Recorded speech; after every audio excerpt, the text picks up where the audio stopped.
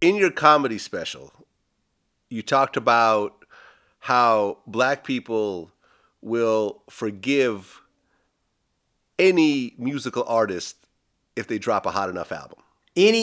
Black people will forgive. Look at Bill Cosby. Look at the affinity that people have. First off, Cliff Huxtable is not in trouble. Bill Cosby is. But he made us laugh, or Fat Albert, or whatever incarnation of Cosby you happen to have an affinity for. He indelibly imprinted himself in our psyche.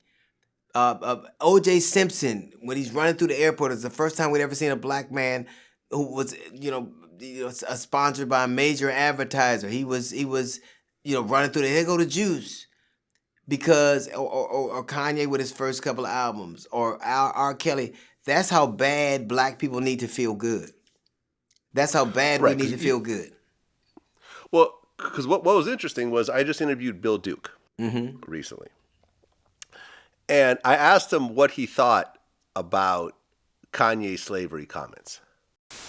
Because it wasn't just about beats and sex. It was about content, about social content, etc. But I think after his mother's death, something happened. I'm not sure what it was. I can't speak for him, but he went on a different path. And so, Well, I can attest to the fact that I just lost my old man. And I am 54 years old and I feel like an orphan. And I know, and there are any number of studies that tell you that psychologically it can change you forever. I understand that. But to take the stances he takes, as bright as he is and as ill-informed as he is, my problem with Kanye stems from a couple of things. That he gives white supremacists comfort. He says the only person that would say the things that Kanye West has said would be a white supremacist, and he'd get in trouble for it. This man put an asterisk by slavery. Slavery was bad, but, an asterisk means, oh yeah, but, Barry Bond hit all those home runs, but yeah, but. So it was, and then you're talking about how you're a free thinker. Well, free thinkers don't have liposuction because people think they're overweight. Free thinkers wear a black t-shirt and to think they sexy any goddamn way. The new slave is drug addicts. So you're calling people fucking slaves, and you're a slave to people's idea of you, and you're a slave to substances. Now you can be a bright man, but that doesn't entitle you to an intellectual perspective that you don't have the merit for. You say I'm bipolar and I'm a superhero. What the fuck you gonna see a bipolar? How you gonna see a bipolar up in the sky, down on the ground? How the fuck you gonna be a bipolar superhero? Yeah, no, I mean, I just interviewed Jamel Hill, and we were talking about Kanye, and she's like, well, Kanye admits publicly that he doesn't read. You talked about Kanye West and the comments he made about slavery being a choice. How do you feel about it now? I still feel the same as I did then. People like Kanye worry me because they're loud and wrong and they got a big platform. Loud and wrong. And great way to describe it. Yeah, with Kanye in particular, he is trying to get on this bandwagon of, black people need to leave the Democratic Party and stop being taken advantage of. I understand that in and of itself. That in itself is an idea to consider. But because he lacks the scope and the breadth, and he himself admits he doesn't read, then it's sort of like you're not even contributing something constructive to the conversation. Then so how are you a free thinker?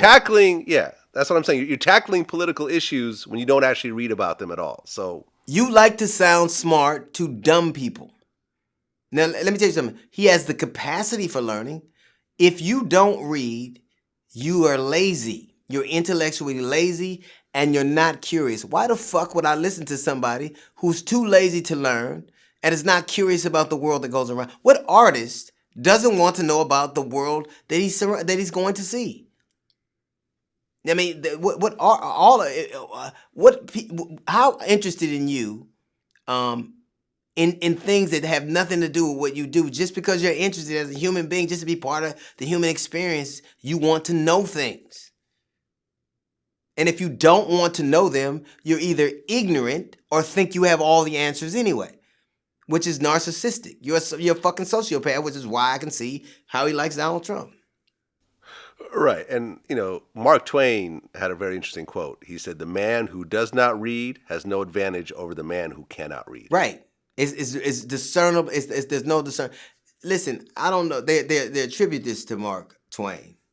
And there's some data about it. He said it's easier to fool people than to convince people that they were fooled.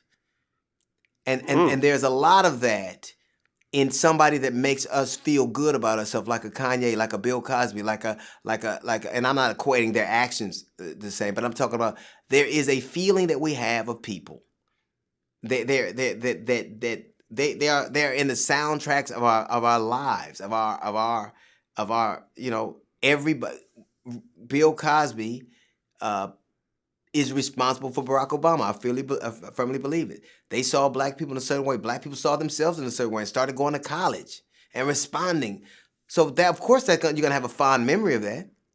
Kanye, with his first couple of albums, talked to a group of people that no one had ever touched before. R. Kelly did things, so you can understand it. Michael Jackson, let me tell you something. He did things that you just defy description. That doesn't mean they weren't flawed, but because of your connection to them in your memory, then they can't. Then to you ascribe some level of deity that I don't think that's healthy or particularly smart.